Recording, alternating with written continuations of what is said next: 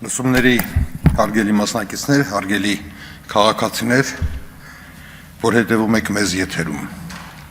Այսօր մենք հավաքվել ենք քննարկելու մի թեմա, որի մասին հնարավոր չէ լռել։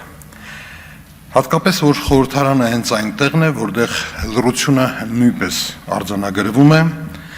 բայց որպես համաձայնություն կամ անտարբերության նշան։ Եղել են օրեր, երբ այս դահլիճում ձայնից ավելի բարձր լսվել է հենց լռությունը, որից հետո ստեղծվել են վտանգավոր նախադեպեր։ Եկեղեցու հետ կապված թեման որպես կանոն արծարծվում է ազգային ինքնության եւ հոգեվոր կյանքի տեսանկյունից, բայց հայտարարությունը միտումնավոր անդրադառնում է այս հարցին միմիայն սահմանադրության տեսանկյունից։ Իրականում այսօր քննարկվող հայտարարությունը մեկ բանի մասին է՝ իրավական պետության սահմանների մասին։ Այդ սահմանների կարևոր հատվածից է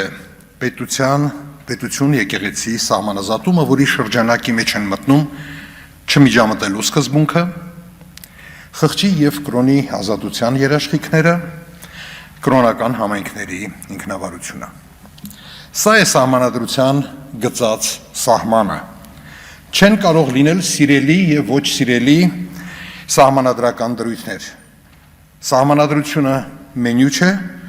որից ընտրում են հարմար կերակրատեսակներ։ Հենց ինքը բառն է հուշում էությունը, սահմանադրություն։ Սահմանը դրվել է սահմանադրությամբ։ Իսկ սահմանը, լինի դա պետության սահման կամ իրավունքի սահման, կամ պահում են, կամ տրորում։ Ով էլ որ լինի, քրիստոնյա թե մահմեդական, բուդդիստ թե հեթանոս, ագնոստիկ թե աթեիստ, յուրաքանչյուրը պարտավոր է, իրավունք չունի ոտնահարել սահմանադրությունը։ Այս հայտարարության հիմնական թեզը հետևյալն է. սահմանադրությունը սահմանազատել է պետության և եկեղեցու լիազորությունները, այդ սահմաններից դուրս որևէ գործողություն արգելված է, անկախ նրանից, թե ով է պետության ղեկին կամ եկեղեցու ղեկին։ Հիմա եկեք տեսնենք, թե ինչ է կատարվում իրականում։ Սկսենք փաստերից։ Վերջին տարում մեր իրավապահները ցույց են տալիս յուրահատուկ եռանդ եկեղեցական օրացույցին հետևելու հարցում։ Ցավալի է, որ քննչական կոմիտեն կիրակնօրյա պատարագին տենդագին սպասում է միայն մեկ պատճառով։ Հենց Սուրբ պատարագի ժամերին քննիչների մոտ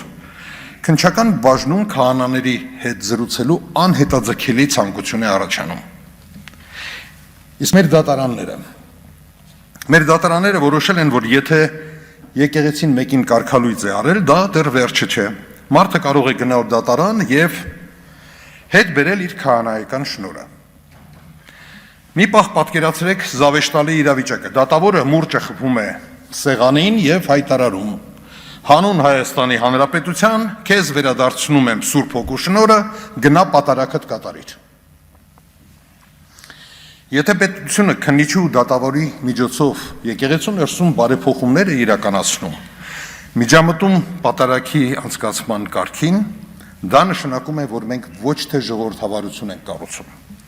այլ ստեղծում ենք մի նոր պետական կրոն, որտեղ վարչապետը կրոնապետն է, քննիչները և դատախազները առաքյալներ։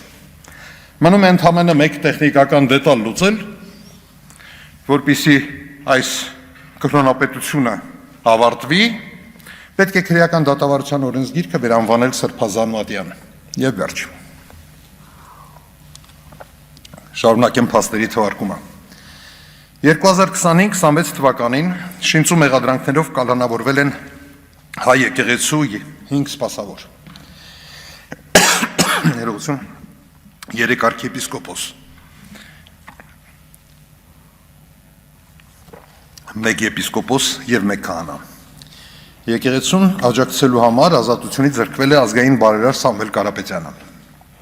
26 թվականի հունվարի 31-ին Մայրաթոր Սուրբ Էջմիածնի 6 եպիսկոպոսներ ստացան մեղադրյալի կարգավիճակ և արգելվեց նրանց ելքը Հայաստանի Հանրապետությունից։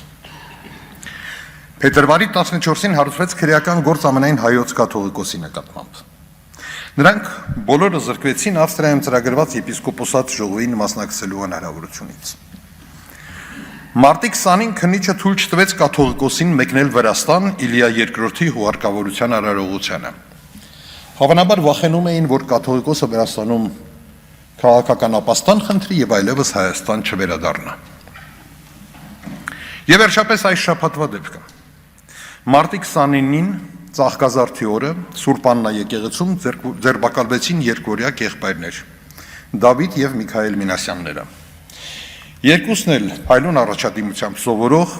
պարկեշտ եւ հավատացյալ երիտասարդներ, որոնք ամեն շաբաթ գնում են եկեղեցի։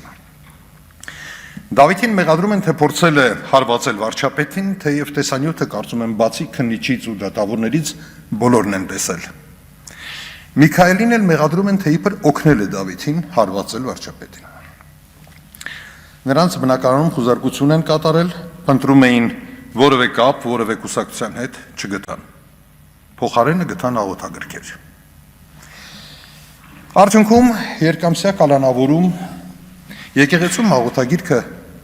ձեռքին բռնած մի դպրոցականի համար։ Սա ոչ միայն քրեական հալածանք է այն երիտասարդների նկատմամբ, ովքեր համարձակվեցին պատշաճ հարգանք չցուցաբերել սրբավայր ելում ու տանող վարչապետի շքախմբի նկատմամբ։ Սա արդեն ողջ հասարակության քննչական ահաբեկում է։ Այնինչ ասեցի, սրանք փաստեր են, ոչ թե մեկնաբանություններ, փաստեր։ Անդրադառնամ իրավունքի կարմիր գծին։ Ներկայացված հայտարարությունը շեշտում է այդ կարմիր գիծը։ Կրոնական կառուցվածքին եւ ներքին կարգապահության վերաբերող հարցերը բացարձակապես կրոնական կազմակերպության ինքնավարության տիրույթում են։ Այս սկզբունքը որևէ անձի աջակցություն չէ։ Այս սկզբունքը սահմանադրության պաշտպանություն է։ Սահմանադրական ժողովրդավարություններում պետական ոչ մի մարմին, ոչ մի դատարան չպետք է միջամտի եկեղեցու ներքին կառավարմանը։ Հակառակ պարագայում տպավորություն է, որ պետական այրերը արդեն ավելի լավ են տիրապետում ծիսակարգին, քան հայրապետերը։ Քննիչն ու պաշտոնյան նստած որոշում են, թե պատարագի ժամանակ Արցախի անունը տան, թե չտան, ում հիշատակեն, ում չհիշատակեն։ Սա կոչվում է կրոնական գրաքննություն։ Այժմ կուզենայի կարճ անդրադառնալ այն հարցին, թե որտեղ է իրական վտանգը։ Թվում է այս արշավը պետք է թուլացներ եկեղեցու դիրքերը։ Բայց հայոց եկեղեցու արմատները շատ խորն են ու այնքան ամուր են, որ նման ժամանակավոր քամիներից չեն կարող վնասվել։ Դրա փոխարեն վնասվում է մեր պետությունը։ Մեր պետությունը արդեն իսկ չափազանց փխրուն եւ անկայուն է վերջին շրջանում։ Այս հակաօրինական արշավանքը թուլացնում է պետության սահմանադրական հիմքը։ Թուլացնում է ներպետական եւ ներազգային կապերը, վնասում առողջ հարաբերություններին։ Արդարադատության ու իրավապահ համակարգի ոչ խելամիտ օգտագործումը, դրանց վերածումը պահիկ մահաճույքները սպասարկող խաղալիքի, վնասում է պետության կենսունակությունը։ Եվ այո, մեզ դարձնում է ավելի անկայուն եւ ել ավելի փխրուն այսօրվա վտանգավոր աշխարհում։ Գուցե առաջին հայացքից տարօրինակ թվա, բայց պետություն եկեղեցի այսօրվա հարաբերություններում հանրային իշխանություններից պետք է պաշտպանել հենց պետությունը։ Եվ այդ պաշտպանությունը սկսվում է այստեղից, այս դահլիճից։ Որ հասկանալի դառնա բոլորին, իշխանությանը եւ ընդդիմությանը, հավատացյալին եւ աթեիստին, թող այսօր այս դահլիճում անընդհատ հնչի հետեւյալ բանաձևը. Սահմանադրությունը սահմանազատել է պետության եւ եկեղեցու լիազորությունները, այդ սահմաններից դուրս որևէ, կրկնում եմ, որևէ միջամտությունը արգելված է։ Կուզենայի, որ ազգային ժողովին իստում այս հարցը քննարկելիս յուրաքանչյուր падգամավոր իր համար պատասխան տա մի հարցի։ Արդյոք նա պատրաստ է բարձրաձայն կրկնել այս ակներև բանաձևը։ Ոչ թե ասելու ընդհանուր առմամբ, ոչ թե ասելու կարծես թե, ոչ թե ասելու այո, բայց կան բացառիկ դեպքեր։ Ընդհանրապես այո կամ ոչ։ Որտեղ վաղը պատմությունը չի հարցնելու, ով էր քաղաքական տեսանկյունից ավելի հարմարավետ դիրքորոշում որդեգրել։ Պատմությունը հարցնելու է. ով էր հավատարիմ իրավունքի գերակայությանը։ Ազգային ժողովի падգամավորները կամ կպաշտպանեն սահմանադրությունը, կամ լուր կհամաձայնվեն դրա խախտմանը։ Երրորդ ճանապարհ չկա։ Կատարեք ձեր ընտրությունը։ Տիկնայք եւ պարոնայք ազգային ժողովի падգամավորներ։ Շնորհակալություն։